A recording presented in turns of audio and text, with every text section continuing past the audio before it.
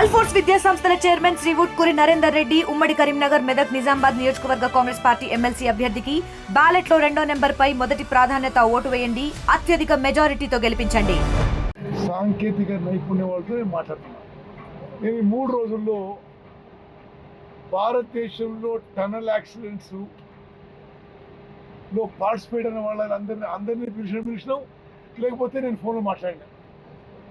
ఇంత serious accident, ఇంత complicated accident భారతదేశ చరిత్రలో జరగలేదు. ఇప్పుడు వాళ్ళు ఏదో ఒక విషయం చెప్పారు, ఉత్తరాఖండ్లో సిలచర్లో జరిగిన టనల్ యాక్సిడెంట్లో. దానికి దీనికి తేడా ఎందుకు ఎక్కువ కాంప్లికేట్ అయిందంటే, దానికి 2 సైడ్ల ఎగ్జిట్ ఉంది యాక్సిడెంట్ జరిగిన చోటు నుంచి. రెండోది, ఈ ఎగ్జిట్కి యాక్సిడెంట్ సైడ్కి చాలా దగ్గర జరిగిందని. ప్లస్ ఎవరైతే ఇరుక్కుపోయారో వాళ్ళకి వేరే స్పేసెస్ ఉండినాయి లోపల. ఇది ఉదాహరణకి నేను general Harpal Singh border roads organisation అధిపతితో నిన్న ఈరోజు ఫోన్లో సంప్రదించిన, ఇప్పుడు రమ్మని చెప్పారు. ఆయన ఏమంటే మొత్తం ఇది ఆయనకి ఆర్మీ బార్డర్ ఏరియా రోడ్స్ టనల్స్లో ఎక్కువ అనుభవం ఉన్న ఆఫీసర్. ఇంత కాంప్లికేటెడ్, ఇంత క్లిష్టమైన టనల్ యాక్సిడెంట్ నా అనుభవంలో నేను చూడలేదు. అయినా సరే మీ ఆహ్వానం మీద నేను వస్తా. నా అనుభవము, నా స్కిల్, నా నాలెడ్జ్ కూడా మీకు సహాయం చేయడానికి ప్రయత్నం చేస్తా చెప్పాను. ప్రపంచంలో టనల్ తవ్వకాలో అత్యధిక అనుభవం ఉన్నవాడు వాడు. ప్రపంచంలో 3000 కిలోమీటర్ల టనల్ తవ్విన వాడు. సరే, చాలా దురదృష్టకరం, వెరీ అన్ఫార్చునేట్, వెరీ సాడ్ ఈ యాక్సిడెంట్ జరగడం. కొంత మీకు బ్యాక్గ్రౌండ్ కూడా, ఎందుకంటే కొంతమంది చిల్లర రాజకీయాలు మరి ఆ విధంగా మాట్లాడడం. ఈ సందర్భంగా 8 మంది ప్రాణాలు చిక్కునుండగా ఈ హుందాతనం కోల్పోయి ఒక యాక్సిడెంట్ జరిగితే రాజకీయ లబ్ధి పొందే వాళ్ళకి జనం చీకొడుతున్నారు. కాళేశ్వరం టనల్లో 7 కొలాప్స్ అయ్యి 7 చనిపోతే మేము ఏనాడు మాట్లాడలే. శ్రీశైలం లెఫ్ట్ బ్యాంక్ పవర్ ప్రాజెక్ట్లో మరి వీళ్ళ వల్ల యాక్సిడెంట్ జరిగితే 7 మంది బ్లాస్ట్లో చనిపోతే మేము ఎన్నో రాజకీయం చేయలే. కాళేశ్వరము బ్యారేజ్ కోల్పోవడం, అది కట్టిన 3 ఏళ్ల తర్వాత దానంతా అది ఇరిగిపోతే, పలిగిపోతే, లీక్ అయితే మరి దాని గురించి మాట్లాడితే, కాళేశ్వరం టన్నల్లో 7 చనిపోయినరు, శ్రీశైలం లెఫ్ట్ బ్యాంక్ పవర్ ప్రాజెక్ట్లో 8 చచ్చిపోయినరు అని మేము ఆ రోజు మాట్లాడలేదు. ఈరోజు కూడా ప్రొవోక్ చేసినా మేము ఆ విషయం మేము ఇంకా దానికంటే వివరంగా మాట్లాడము.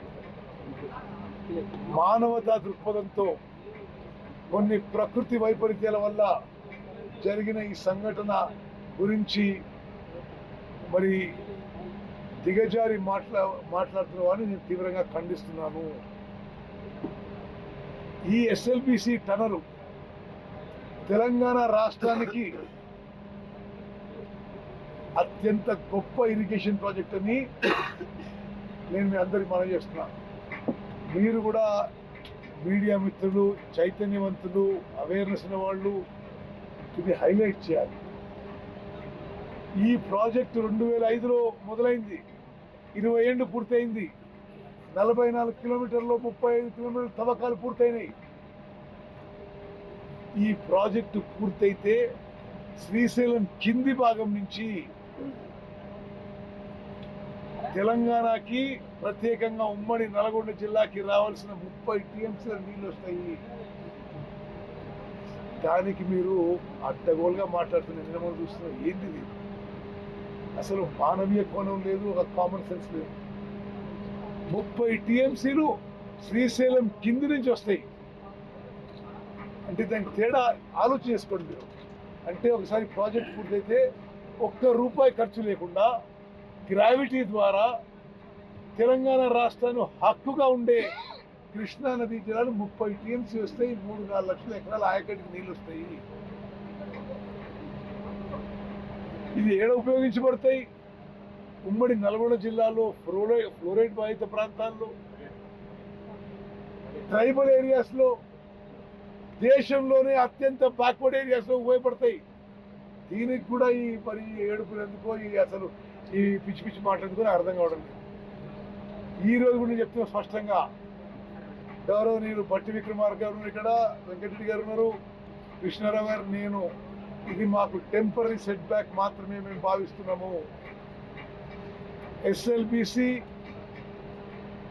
Is a very prestigious irrigation project. లక్షల మంది రైతులకి, లక్షల మంది గిరిజన రైతులకి, ఫ్లోరైడ్ బాధతో ఇబ్బంది పడుతున్న లక్షల మంది ప్రజలకి ఒక అద్భుతమైన ఇరిగేషన్ ప్రాజెక్టు. మీ హయాంలో మీరు దాన్ని 10 ఏళ్ల పాటు నెగ్లెక్ట్ చేసి, ఇప్పుడు మీదకి వెళ్ళి ఆయన అప్పుడు ఎప్పుడు మాట్లాడినట, ఆయన ఎప్పుడు మాట్లాడినట, ఏది మాట్లాడినా పిచ్చి మాటలు. భారతదేశంలో ఈ టన్నల్ కానీ ఈ విషయాల్లో ఎక్స్పర్టైజ్ ఉన్న అత్యంత సాంకేతిక పరిజ్ఞానం, అనుభవం ఉన్న వాళ్ళని మేము ఇక్కడికి రమ్మని చెప్పాము. 10 మంది ఏజెన్సీస్ ఇప్పుడు ఈ పనిలో ఉన్నారు.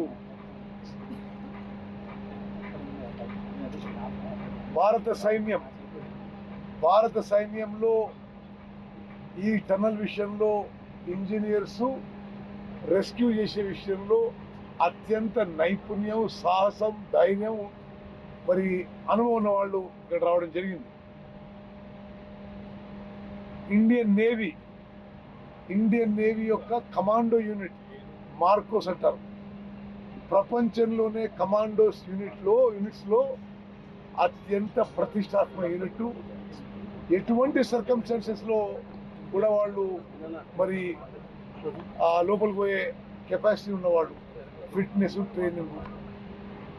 National disaster response force, state disaster response force, national highway infrastructure development corporation, Singareni collieries, geological survey of India,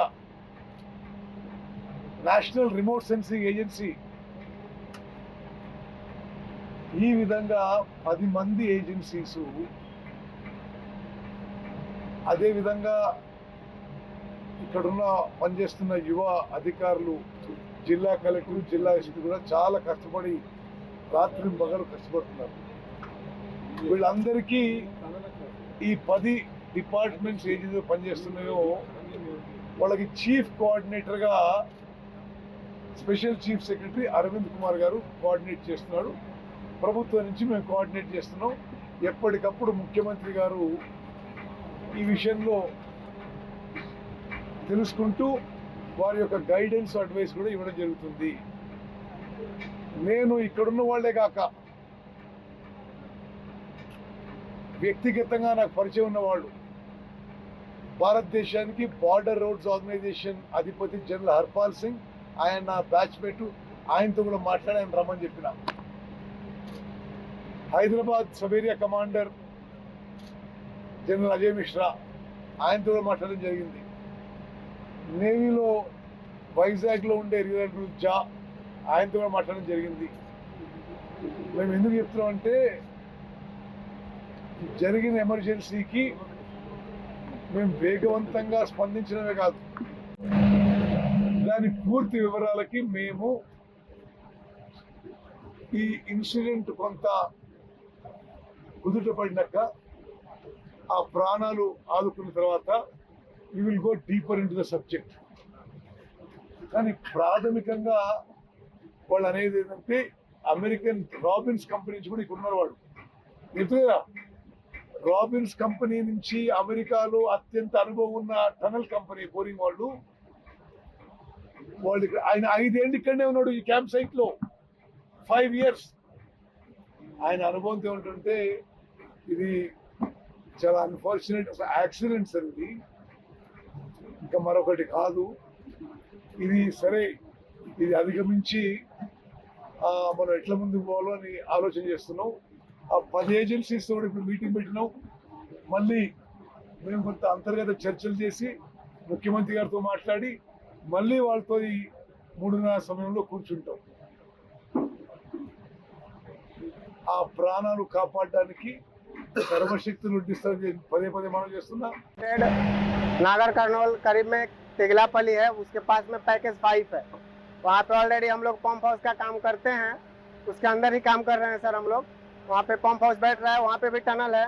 ऐसा प्रॉब्लम अभी हम लोग तो उधर में नहीं देखा, नहीं आया है. और ऑलरेडी हम टनल से टनल आदमी है, टनल में क्या क्या प्रॉब्लम आ सकता है वो हम लोग को पता है. इसके लिए यहाँ पे हम लोग को रेस्क्यू के लिए बोला गया, थोड़ा जाके हेल्प कराओ. अभी हमने आया टनल के अंदर जाने के लिए, इधर में कोई रेडी नहीं है, सब लोग डर रहा है, भाग रहा है. हम लोग आके इनका हेल्प के लिए हमको बुलाया गया, हम लोग अंदर जाएंगे, हेल्प करेंगे जितना होगा हम हेल्प करके. और जो उसमें फंसे हैं 8 मेंबर्स हैं, उन लोगों को हम लोग बाहर निकालने का पूर्ण प्रयास करेगा सर. సో ఇప్పుడే మన ఒకటి ఎన్డీఆర్ఎఫ్ టీం, ఎన్డీఆర్ఎఫ్తో పాటు ఎస్డీఆర్ఎఫ్, తర్వాత కంపెనీ ఆఫీషియల్స్ అండ్ మైనర్స్ లోపల పంపించడం జరిగింది. ఈ మొత్తం ఈ 13.5 వరకు మన టీం ఈ లోకోమోటివ్కి ఎట్లా రీచ్ కావాలి, కొన్ని అక్కడ 12 కిలోమీటర్స్ తర్వాత వాటర్ లెవెల్ కొంచెం ఎక్కువ ఉంది, దీని గురించి ఎక్స్ట్రా పంప్ కూడా లోపల పంపించడం జరిగింది. సో ఈ డీవాటరింగ్ చేసి అన్ని ట్రాక్ పైన ఏదైనా డేబ్రిజ్ ఉంది అది రిమూవ్ చేసి 13.5 కిలోమీటర్స్ వరకు టీబీఎం బ్యాక్ సైడ్ వరకు ఈ ఫ్రీగా లోకోమోటివ్ పోవాలి. దీని గురించి అది మన ఫస్ట్ టార్గెట్ పెట్టాము.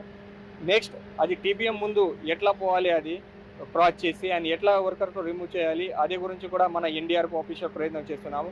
సో లాస్ట్ 4 days నుంచి మన సైడ్ నుంచి ఆల్ దీస్ డిపార్ట్మెంట్స్, ఆర్మీ అందరినీ కాకి అది రెస్క్యూ చేయడానికి ప్రయత్నం చేస్తున్నాము. ఇంతకుముందు మీరు చూసి ఉన్నారు, ఒక రెస్క్యూ టీమ్ కన్సిస్టింగ్ ఆఫ్ మన ఎన్డీఆర్ఎఫ్, ఎస్డీఆర్ఎఫ్, అదేవిధంగా మనకి ఉత్తరాఖండ్ సిల్కార ఆపరేషన్లో పనిచేసిన ర్యాట్ మైనర్స్, అక్కడ పనిచేసిన ప్రోబోస్కోప్ టీము, వాళ్ళంతా కూడా లోపలికి వెళ్ళడం జరిగింది. నిన్న కూడా వాళ్ళు లోపలికి వెళ్ళడం జరిగింది. సో వాళ్ళంతా క్రాస్ చేసి మన టనల్ బోరింగ్ మిషన్ క్రాస్ చేసి కూడా అక్కడ చూడడం జరిగింది. But we are not able to communicate with the victims that are inside. ఇప్పుడు దాన్ని క్రాస్ చేయడానికి కావాల్సిన అడిషనల్ ఎక్విప్మెంట్స్ ఏదైతే ఉందో అవి తీసుకొని ఆ 40 మీటర్స్ కూడా క్రాస్ చేసి వాళ్ళతో కమ్యూనికేట్ చేయడానికి ప్రయత్నాలు జరుగుతున్నాయి. టీం కూడా ఆల్రెడీ లోపలికి వెళ్ళడం జరిగింది. సో వాళ్ళు అక్కడ ఎవరైనా ఉంటే వాళ్ళని రెస్క్యూ చేయడం జరుగుతుంది అండ్ ఎక్కడెక్కడ ఉన్నారు అనేది వాళ్ళని కమ్యూనికేట్ చేయడానికి ప్రయత్నాలు జరుగుతుంది. సో వాళ్ళకి అందరికీ కూడా మనకి ఆక్సిజన్ సప్లై, అక్కడ వరకు ఎలక్ట్రిసిటీ, కంటిన్యూస్ డీవాటరింగ్, ఇవి మనం కంటిన్యూస్గా నడుస్తున్నాం. హోప్ఫుల్లీ ఈ టీం అక్కడ వెళ్ళిన వాళ్ళని కమ్యూనికేట్ చేసి వాళ్ళని ఐడెంటిఫై చేసి రెస్క్యూ చేయాలనేది మన ప్రైమరీ. ఎంటైర్ అబ్జెక్టివ్లో ఎవరైతే లోపల స్ట్రక్ అయి ఉన్నారో వాళ్ళని ఇమీడియట్గా కూడా రెస్క్యూ చేయాలి, ఇక్కడ తీసుకురావాలని మనం. ఓకే,